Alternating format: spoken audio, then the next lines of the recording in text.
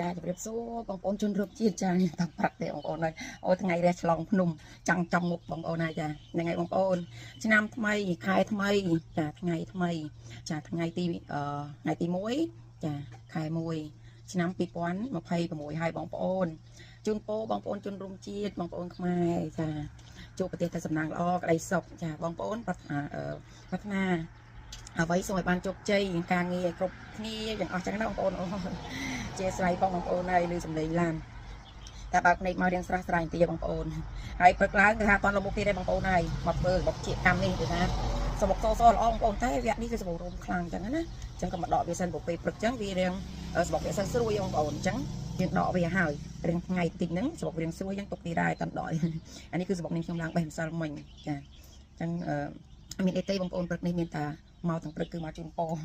ពរបងប្អូនចាបងប្អូនជនរួមជាតិបងប្អូនខ្មែរយើងទាំងអស់គ្នាចាជួបប្រទេសតែសំណាងល្អក្តីសុខរកទទួលទានមានបាត់ទាំងអស់គ្នាបងប្អូនណាចាហើយប្រកបពីការងារអ្វីសូមឲ្យជោគជ័យទាំងអស់គ្នាដូចនេះខ្ញុំចឹងធ្វើ YouTube ធ្វើ page ទៅអីសូមឲ្យនាងខ្ញុំជោគជ័យសូមឲ្យគ្រួសារទាំងអស់គ្នាជោគជ័យទាំងអស់គ្នាចឹងបងប្អូនអរគុណច្រើន